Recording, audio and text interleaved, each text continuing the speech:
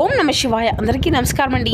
ఈరోజు ఈ వీడియో ద్వారా మీన రాశి వారి యొక్క జాతక ఫలితాల గురించి తెలుసుకోవాలి. వీరి యొక్క జీవితానికి సంబంధించినటువంటి ప్రధానమైనటువంటి అంశాలు ఏమిటి, అదేవిధంగా 2025 సంవత్సరం డిసెంబర్ నెల 15వ తేదీ సోమవారం యొక్క జాతక ఫలితాలు ఈ యొక్క రాశి వారికి ఏ విధంగా ఉండబోతున్నాయి, రేపటి రోజున మీ యొక్క దిన ఫలితాల ప్రకారం ఈ అక్షరంతో మొదలయ్యేటువంటి పేరున్నటువంటి వ్యక్తితో రేపటి రోజున మీ యొక్క జీవితంలో కొన్ని జరగబోయేటువంటి నిజ నిజానులు తెలిస్తే ఆశ్చర్యపోతారండి.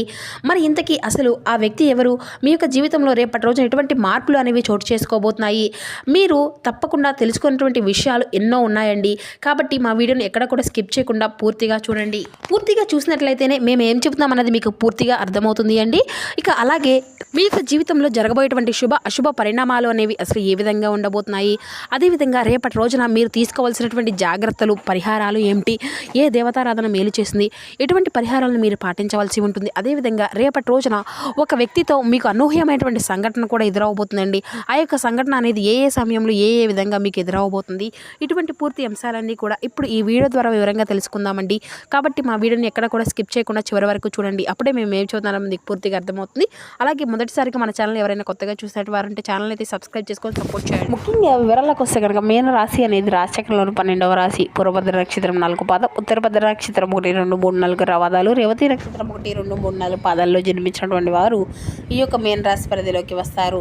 ఈ యొక్క మీన రాశి అధిపతి గురువు. ముందుగా వీరి యొక్క వ్యక్తిత్వాన్ని కనుక మనం గమనించినట్లయితే ఈ యొక్క రాశి వారు దృఢమైనటువంటి సంకల్ప కార్యాచరణ శక్తిని కలిగి ఉంటారు. అనుకున్నది సాధించే వరకు పట్టు విడవనటువంటి మనస్తత్వం కలవారి వీరు ఉంటారు. కార్యరంగంలో దూకుడుగా వ్యవహరిస్తారు. కార్యదీక్షతను కార్యదక్షతను కలిగి ఉంటారు. ఇక అదేవిధంగా ఈ యొక్క రాశి వారి గురించి చెప్పాలంటే వీరిలో ఉండే మంచి గుణాలు అయితే బోల్డ్ ఉన్నాయని చెప్పాలండి. మంచి అందంగా ఆకర్షణీయటువంటి మొహం కలిగినటువంటి రాశిచక్రంలో ఉన్నటువంటి రాశులు అన్నిటిలో కూడా ఒక ప్రత్యేకమైనటువంటి గుర్తింపు అనేది ఉంటుందండి ఈ యొక్క రాశి వారికి. అంటే శనిదేవుని యొక్క ఆశీస్సులు అనేవి ఎప్పుడూ కూడా వీరికి అధికంగా ఉంటాయి అనే చెప్పాలి. వీరిది చాలా లోతైనటువంటి మనస్తత్వం కలవారండి ఈ యొక్క రాశివారు. అంటే నిండుకుండగా అంటే ఎటువంటి వారికైనా కానీ వీరి యొక్క జీవితంలో అంటే అన్ని రకాలమైనటువంటి ఐశ్వర్యాలతో సుఖ సంతోషాలతో నిండి ఉండాలని ఆ యొక్క భగవంతుని యొక్క ఆశీర్వాదాలు మీకు ఎప్పుడు కూడా ఉంటాయండి. కానీ గడిచినటువంటి కొంతకాలంగా మీరు అయితే పడుతున్నటువంటి కష్టాలు అంతా ఇంత కాదండి. మీరు ఎంతో మంచి మనసు కలిగినటువంటి వారు అనే చెప్పాలి. 10 మందికి కూడా సహాయం చేయాలని తపనతో మీరు ఎక్కువగా ఉంటారండి. కానీ మీ యొక్క మంచితనము అనేది ఈ యొక్క లోకం అర్థం చేసుకోదనమాట. మిమ్మల్ని అపార్థం చేసుకుంటూ ఉంటారు. మీరు చేసినటువంటి మేలును ఎప్పుడు కూడా మర్చిపోయి మీకు అపహారం అని తలపెట్టాలి అని చూస్తూ ఉంటారండి. మీ సొంత వాళ్ళు అయినా కానీ మీ సొంత వారి చేతిలోనే మీరు మోసపోతూ ఉంటారనే చెప్పాలి. అవమానాలు కూడా పడుతూ ఉంటారండి. కానీ రేపటి రోజున మీ యొక్క జీవితంలో జరగబోయేటువంటి మార్పుల గురించి తెలిస్తే మీరు అయితే నిజంగా ఆశ్చర్యపోక తప్పదు. మీకు అంటే ఏది కూడా మీకు ఇప్పటి వరకు ఊరికే అనేది రాదని కదండి. అంతో ఇంత కష్టపడితేనే మన యొక్క మనస్తత్వాన్ని కలిగి ఉంటాము. కొత్త ఆలోచనలు చేయడంలో కానీ మీరు ముందుంటారండి. వీరి యొక్క ఆలోచన విధానం కానీ ఇతరుల కంటే భిన్నంగా ప్రత్యేకంగా ఉంటుందని చెప్పాలి. వీరి యొక్క సృజనాత్మకత వారిని ఎప్పుడూ కూడా ప్రత్యేకంగా నిలబడుతుందండి. అయితే వీరు ఎప్పుడూ కూడా ఆదర్శాల కోసమే జీవిస్తూ ఉంటారు. వీరి యొక్క దృష్టి ఎప్పుడూ కూడా భవిష్యత్తు మీదనే ఉంటుందనే చెప్పాలండి. రేపటి రోజున ప్రపంచం ఎంత ఉంటుంది, తాము ముందుగా ఏ విధంగా చేయాలి అనేటువంటి ఆలోచనలతోనే వీరు ఉంటారు. వీరి యొక్క ఆశయాలు చాలా అంటే చాలా ఉన్నతంగా ఉంటాయని చెప్పాలండి. డబ్బుల కంటే ఆస్తుల కంటే కూడా వీరు మానవ బంధాలకు ఆదర్శకాలకు ఎక్కువగా విలువను ఇస్తూ ఉంటారండి. పైకి ఎంతో స్నేహంగా సరదాగా కనిపించినా కానీ ఈ యొక్క రాశివారు తమ యొక్క నిజాయితీ అంటే తమ యొక్క భావోద్వేగాలను అంత త్వరగా కూడా బయట పెట్టరండి. వీరి యొక్క మనసులో ఏముంటుందో తెలుసుకోవడం అంటే చాలా కష్టమని చెప్పాలి. ఎంతో తెలియనటువంటి మనస్తత్వాన్ని కూడా వీరు అంటే ఎంత తెలివిగలటువంటి వ్యక్తులను కూడా ఎంత గంభీరమైనటువంటి వ్యక్తులను కూడా చాలా తెలివిగా చాలా అంటే ఒక చిన్న చిరునవ్వుతో దాచిపెట్టేస్తారండి. వీరిలో ఉన్నటువంటి కోపాలు కానీ ఎటువంటివైనా కానీ ఇక మీ యొక్క మనసు అనేది ఎప్పుడూ కూడా వెన్నలా ఉంటుందని చెప్పుకోవచ్చు. అయితే రేపటి రోజున మీకు మీ యొక్క సంపద అంటే ఆదిత్యంగా మీకు అయితే ధన సంపద అనేది అంటే ఉన్నంతలో ఏదో మీకు కలిగినంతలో ఒక రూపాయి అధికంగా కలగబోతుంది అనే చెప్పాలి. మీరు నమ్మకంతో ఎవరైనా కానీ అప్పు ఇచ్చి ఉన్నారనుకోండి, వారు తిరిగి ఇవ్వకపోతున్నారు, ఈ విధంగా మీకు కొన్ని రకాలైనటువంటి సమస్యలు అనేవి ఎదురవుతున్నాయి అనుకోండి, ఆ యొక్క బాధలను అన్నిటినీ కూడా పెట్టినప్పటికీ మీకైతే రేపటి రోజున అన్ని దారులన్నిటికీ మూసుకుపోయినటువంటి దారులు అన్నీ కూడా మీకు రేపటి రోజున తెరుచుకోబోతున్నాయని చెప్పాలండి. మీకు అధిక మొత్తంలో మీ యొక్క సొమ్ము అనేది మీ యొక్క చేతికి అందబోతుందన్నమాట. అయితే ఎటువంటి ఇబ్బంది అనేది లేకుండా ఆ యొక్క ధనం మొత్తము కూడా మీ యొక్క చేతికి తప్పకుండా వస్తుందండి. కోట్ల ఖజానాకు మీకు అందించబోయేటువంటి అంటే విలువైనటువంటి ఈ యొక్క సంపద అనేది మీకు అంతా కూడా తప్పకుండా అందుకోబోతున్నారు. అయితే సంపాదన అనేది తప్పకుండా మీ యొక్క జీవితంలో రేపు దివ్యమైనటువంటి ఒక మంచి పరిహారాన్ని కూడా మనం తెలుసుకుందామండి. ఇక నమ్మకంతో ఆచరించినట్లయితే కేవలం కొద్ది రోజుల్లోనే మీ యొక్క జీవితం మొత్తము కూడా మార్పు అనేది జరుగుతుంది. మీరు చక్కగా గమనించుకుంటారండి. మూసుకుపోయినటువంటి ధన ద్వారాలు అన్నీ కూడా చక్కగా బారులు తెరుచుకుంటాయన్నమాట. ఈ యొక్క పరిహారం కోసం మీరు అయితే ఎక్కడికో వెళ్ళవలసినటువంటి పని కూడా లేదండి. మీ యొక్క సమీపంలో ఉండేటువంటి దేవాలయం దగ్గరికి వెళ్ళి ప్రతి దేవాలయం ప్రాంగణంలో బయట కానీ లేదంటే తప్పకుండా ఒక రావి చెట్టు అనేది ఉంటుంది కదండి, ఆ రావి చెట్టు మీకు కోట్ల ఖజానాకు కోట్ల అంటే అందించబోతుంది. ఎటువంటి ఒక కల్ప వృక్షం లాంటిదండి. ఆ యొక్క చెట్టు యొక్క ప్రాముఖ్యతను మీరు తెలుసుకోవాలి.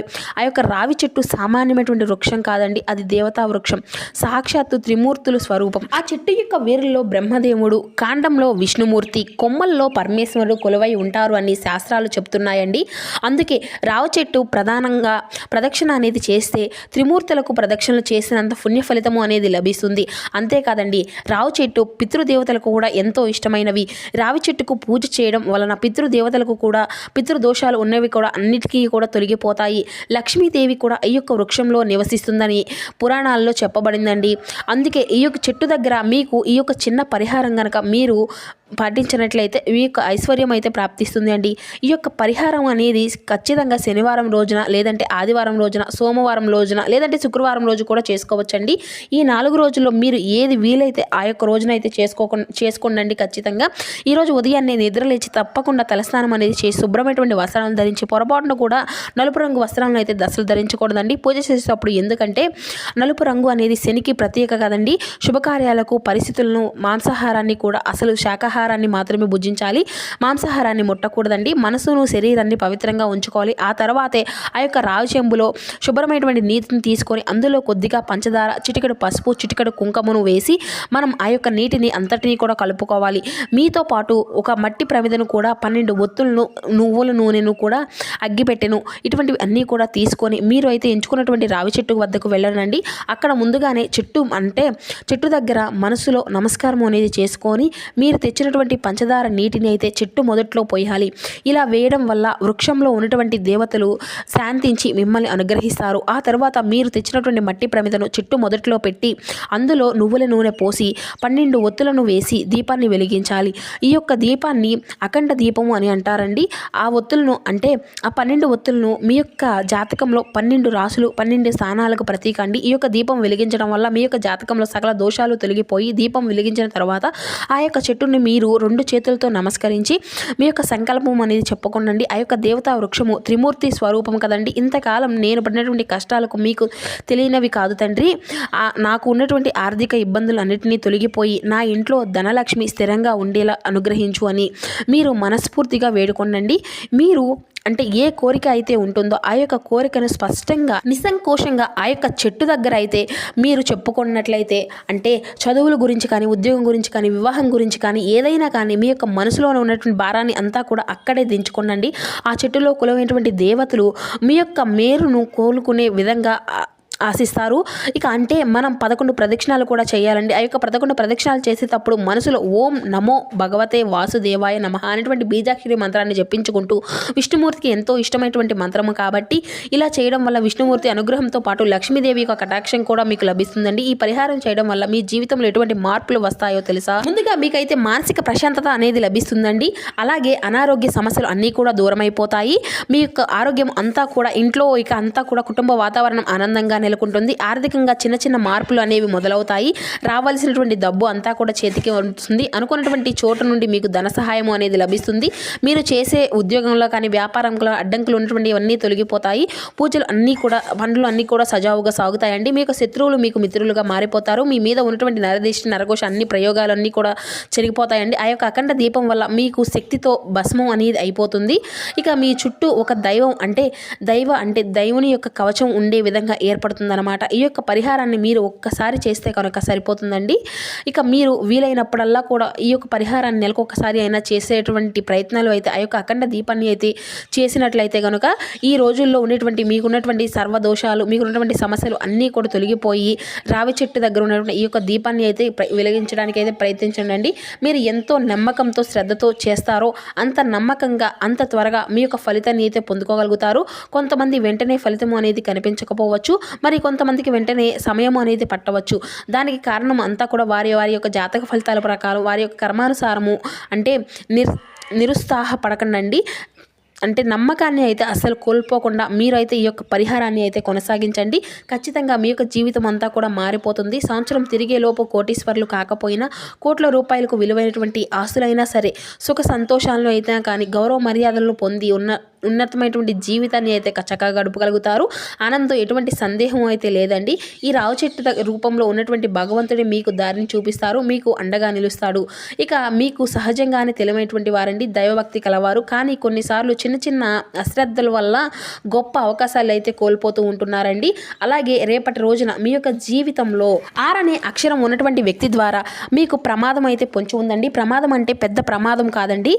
ఆర్ అనేటువంటి అక్షరం మొదలైతే కనుక ఆ వ్యక్తి అంటే మరి ఆర్ అనే అక్షరం ఉన్నటువంటి వాళ్ళని అందరినీ కూడా చెప్పడం లేదండి.